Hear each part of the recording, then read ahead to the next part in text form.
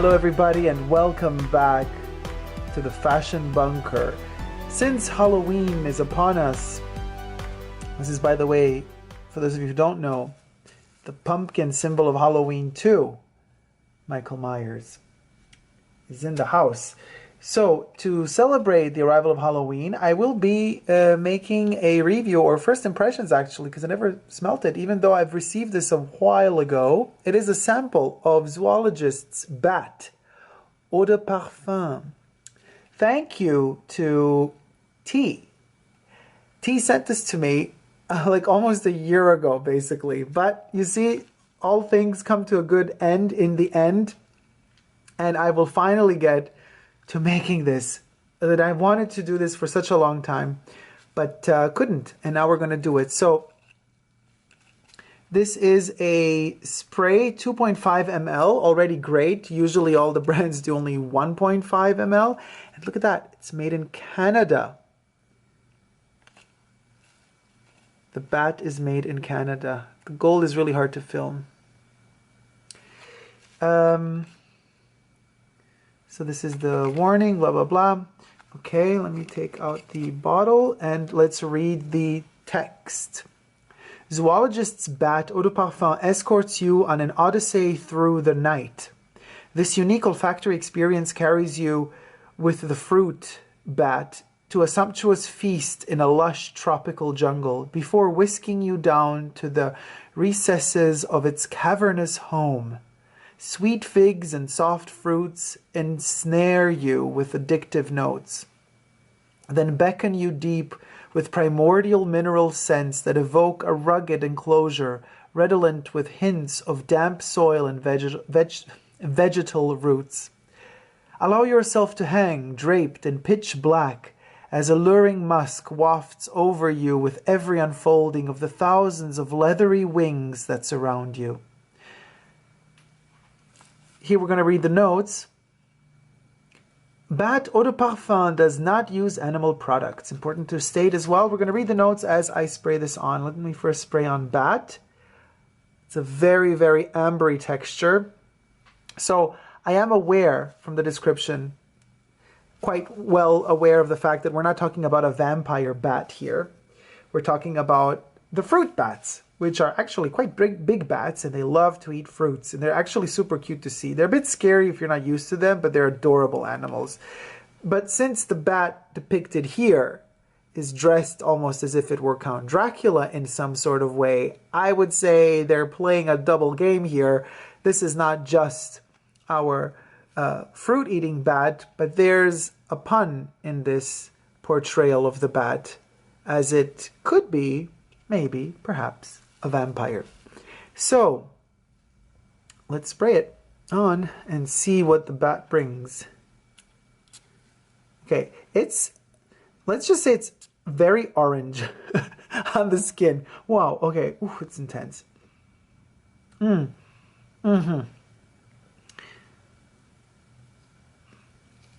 Oh, okay, so quite chemical in the opening. Top notes are banana, soft fruits, damp earth. Yeah, I sense the damp earth. I definitely sense it, and it literally goes into my throat and dries it out. Heart notes are fig, tropical fruits, mineral notes, myrrh, resins, and vegetal roots. Base notes, furry musks, leather, vetiver, sandalwood, and tonka. Okay, I sense out so powerfully the earth, if you may. Let's open this properly so you can see it. I sense out the earth, the earthy tones. They are really intense here, but also very chemical. Whew, it's intense. It's a little bit reminiscent in the opening notes. It's reminiscent to the Twin Peaks, the Red Room from the Twin Peaks box of the House of Matriarch. Yeah, the Red Room fragrance, it's supposed to resemble engine oil, and it's more, in fact, it is more oily and engine-y. This is more dirty than that, but they have a similar component. There's a similar chemical in there that's quite dangerous. Smells dangerous to me. When the House of Matriarch, Twin Peaks, Red Room, it has an oily, burnt engine oil touch to it. This one has literally soil, but the soil is damp and very, very dark and black. But, okay, it's evaporating. So slowly I'm feeling fig kicking in. A hint of fig is kicking in, definitely.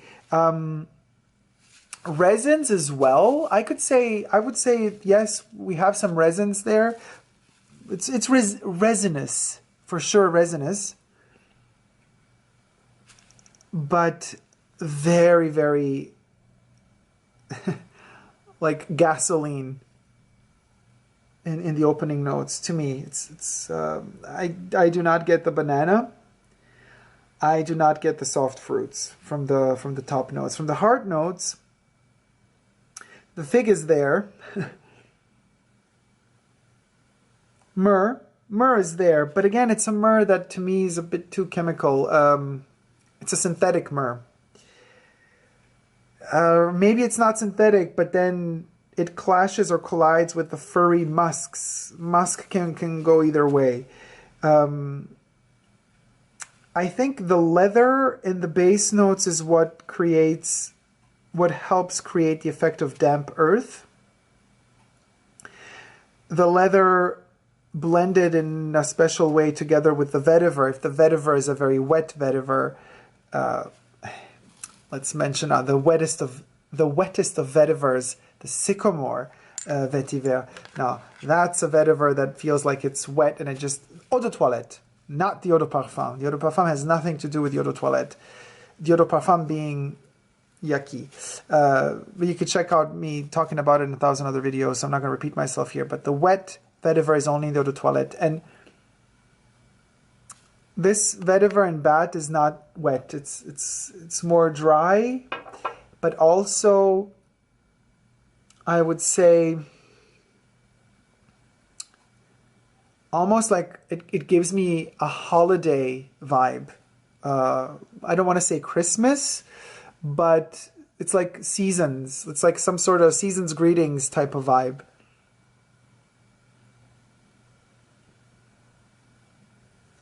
It's not a very welcoming smell. But then again, what does a bat stand for? Most of culture of the first world part of the globe fears bats. You know, in other cultures, bats are not feared. But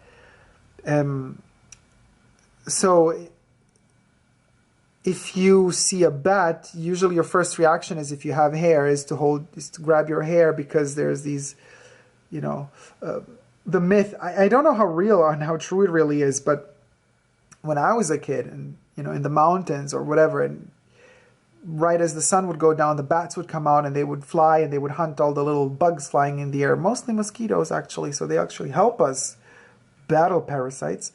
Everybody would say like, okay, hold your hair, because if a bat lands in your hair, it can never leave again, because it gets all tangled into the hair, and then that's a mess, and then you got to cut your hair off. So I was terrified as a kid that a bat would get stuck in my head and would not leave. So this is what, thank you parents for telling me this story. It's probably, I don't even know if it's true or not, it doesn't even matter, but it's a ridiculous way of portraying an animal. It makes you feel like sad now that I'm thinking, oh gosh.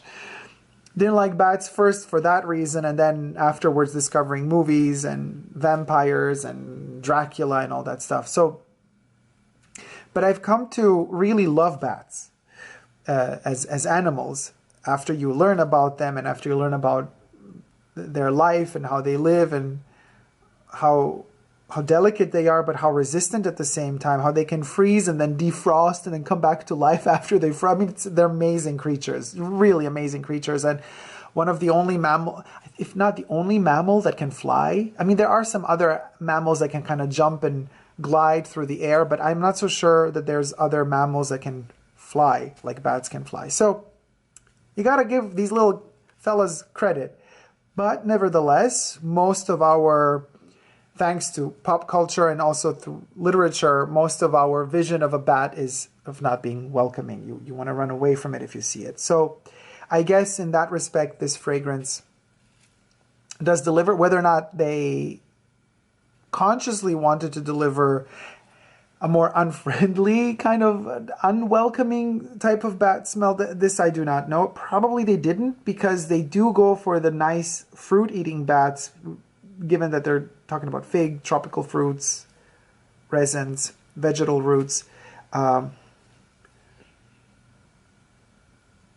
banana, you know, soft fruits. It's fruits, and damp air. So it's a mix. And I have the feeling, maybe because it's an eau de parfum, maybe it should have been an eau de toilette, just to give it more softness and let those fruits shine more, as opposed to the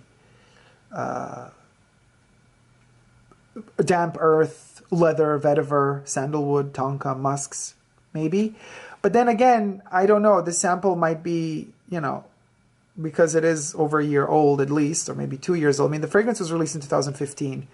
We're in 2019 now. So if this batch is literally 4 years old, it might be old, because I see the photo here. The liquid is green on the photo, and here the liquid is ambery. So, you know, this one might have gone a bit stale, but that also shows you it was kept out of light, you know. So it's not like in 4 years' time something can go so sour. Maybe it can. I don't know. But then again, usually when that happens, the top notes are usually busted, but the rest is really good. So I'm going to give it a bit of time and let it sink in and see how the dry down will be. But if you're going to, I don't know, you know, if you're, maybe this just speaks to the fact that there are, together with some of the synthetic components, also natural components, because those tend to change really quickly, color. And usually whatever is green does tend to turn amber. Green usually doesn't stay green for long, except for Chanel number 19. That thing stays green even 40 years later. It just, it always stays, it turns a bit gold, like ambery green, but it stays green. Oh, and I have a bottle here of Pour Monsieur. This one also always stays green, no matter how old the bottle is. It can turn a little bit more like beigey green, but there's still that green there. Anyway. Oh, I also have it here. That's the green we're talking about. This is a factice bottle, so this liquid was made in the 80s, 70s, 80s, so it never changed color. So it's really fascinating for me to collect the factice bottles, because they mostly preserve the liquid color the way it was intended to be. So that's always good as a reference point to have factice bottles with the factice liquid, because most of the time that liquid does not change color. So you could use it as a reference if you're hunting down vintage perfumes and see how much the liquid of the vintage actually differs from the factice bottle. So that's another little hint for you guys. Help you out to hunt down vintage perfumes. Bat is a very young fragrance. 2015, if I correct.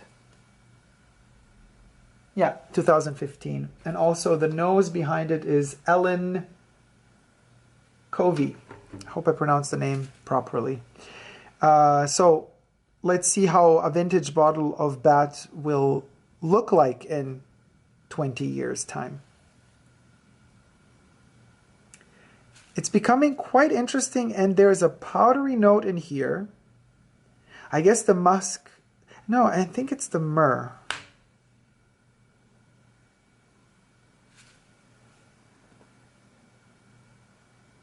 I think it's the myrrh giving out a softer, almost like a flocked feeling. And maybe if I think about a bat, I also envision it to be flocked, a toy bat at least. You know, flocked means it's like furry. It has that flocking to cover its surface. And the more time passes with this fragrance on my skin, the more I get that flocked illusion, which is very comforting, I have to say.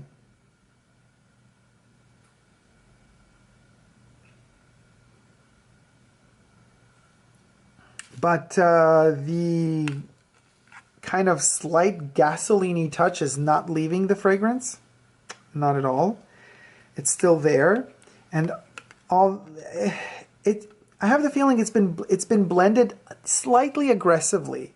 Maybe it should have been more rounded at the edges. Maybe just tame it a little bit, you know, rein it in a little bit and give an opportunity, because the concept is beautiful and I understand perfectly well how the concept is. But again, sometimes things sound much better on paper than they are when they're executed. And in terms of execution here, maybe toning down some of the, you want to call them, I don't know if they're essential oils in this case, but toning down some of the more strong ingredients in favor of letting the more delicate ingredients shine would have made this perfume benefit. Let's say the perfume would have benefited from it. Because I was really looking forward to the banana. I was looking forward to the soft fruits, the tropical, the fig, the tropical fruits, you know, the vegetal roots. I was looking forward to all that, but none of that is really here except for the damp earth, a very synthetic gasoline note, and leather, and it's not even leather like in the leathery note that we're used to in fragrances, but more like kind of a leather vetiver blend. So that's what comes out here the most. It is marketed as a unisex fragrance, so to whatever gender, or if you don't want to identify with any gender, to non-gender, just living creature that has the capacity to spray it, to know how to, has the mechanics in their body to spray this, and who can appreciate scents. It's targeted to those beings. But perhaps, now, listen, if this sample is, I don't know if these have batch codes that I could check. Probably not. I don't see a batch code here, but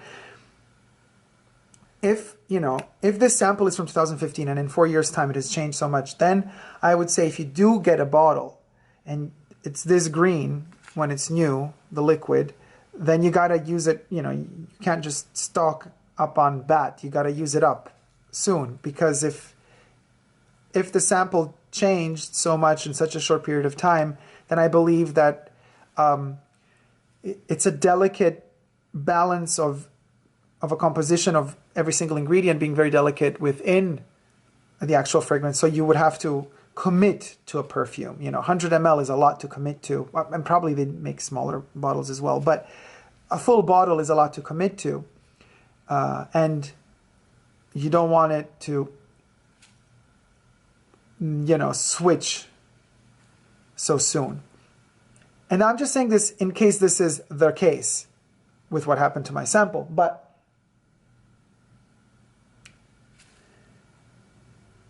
it smells also very resinousy and oily and essential oily, woodsy, with gasoline always.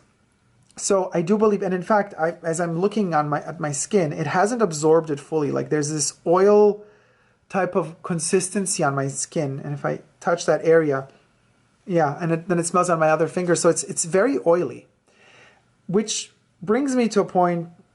I would say this would need several hours for it to really touch a dry down. So that's why I'm going to come back to you in a couple of hours' time and let you know how it developed. 3 hours have passed, and BAT is batting its way through my skin still. It's more powdery, but I have to say, This is the thing. I don't like. I don't want to give it a. You know, it's hard to kind of when something isn't that good, and it's just you just don't want to say it because then it's rather just keep it to yourself. But this is just not that good. It's blended. It's like a soup with too many ingredients, and the ingredients haven't been blended properly, and they kind of, it's a mashup of everything, and it doesn't flow one into the other. You know, there's no like, you know what I mean? It doesn't, one ingredient allowing, to me, a good composition, recipe, a good fragrance composition. It's like a composition, it's like music, you know, when you play 50 instruments all at once and all of them make some noise, it's a mess. But if you harmonize between them, then the magic happens. And here it all went a little bit squished together, and it fights itself. The perfume ended up definitely battling against itself, and it doesn't allow any one of these ingredients to shine really, because they all, like lava, they all just kind of burn everything together. Smelling it again.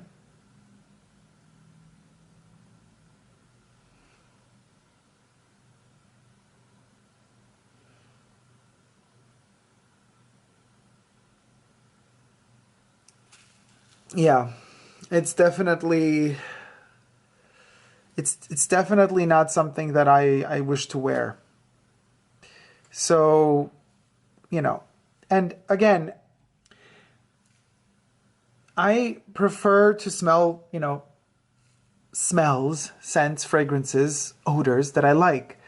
And I love to talk about things I love. So it's kind of hard to blindly try something out, and then you end up not liking it, and then you're thinking, well, what's the purpose of even making a video? But then I suppose, you know, I tend to, things I really don't like, I tend to not talk about them because you don't need the negativity. But this is a review of a fragrance, and it's not about negativity. It's just, I guess, yeah, I guess sooner or later a review had to be done where the outcome isn't as positive, you know, as expected, because I do love the packaging, I love the concept, the zoologist, the whole thing behind it, you know, and the aesthetic of it, but it's just smell-wise, we're not there yet.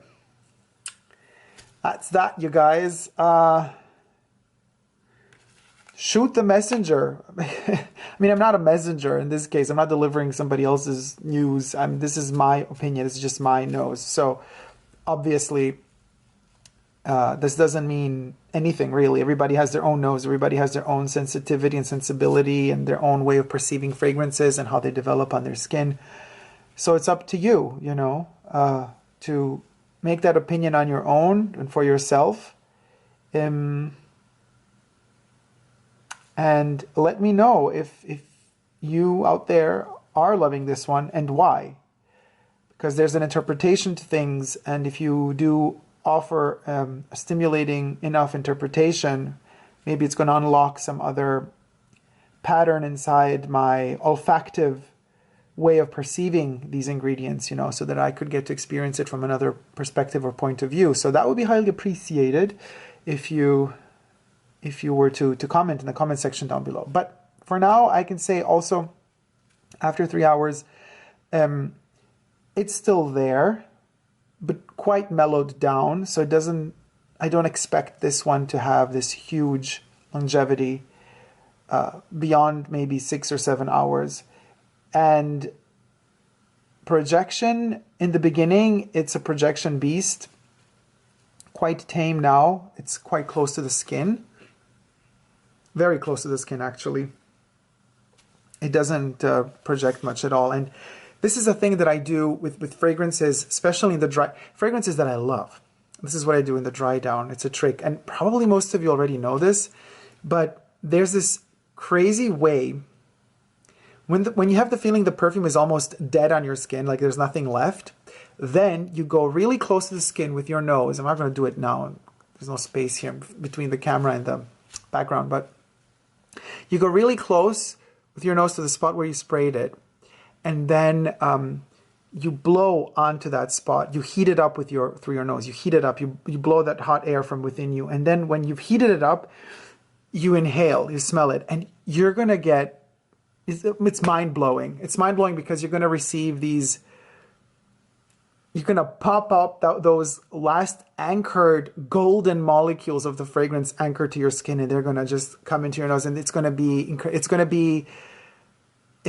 be, as they say in French, the little death, le petit mort, or whatever you call it, of the fragrance. That to me, you know, I don't even know if I'm allowed to say that word in English here. It begins with an O and it ends with an M. The O-M of the perfume. After the dry down, do that. Warm up that spot and inhale immediately.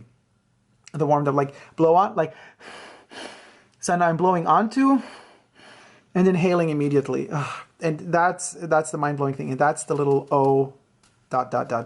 M of the perfume. So when a fragrance, after that dry down has been hit, delivers that last small death punch, when you warm it up and inhale it, and you love that smell, that means it's a winner.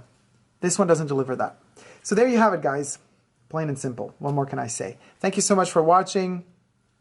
I hope you've enjoyed this review despite the not so positive outcome. Subscribe to my channel if you wish here on YouTube. I'm also on Instagram, Facebook, and Twitter. superdacob all spelled together. I'm also on Patreon. Don't forget to also check out the series that I initiated on YouTube called Ask Dacob, where you get to call in live, we record that, and then we stream it later on YouTube. You can write me your questions and thoughts and opinions and ideas to askdacob@gmail.com. Thank you guys so much for watching. Until next time, don't ever forget to never give up on love. Love you all. See you soon. Take care. Bye.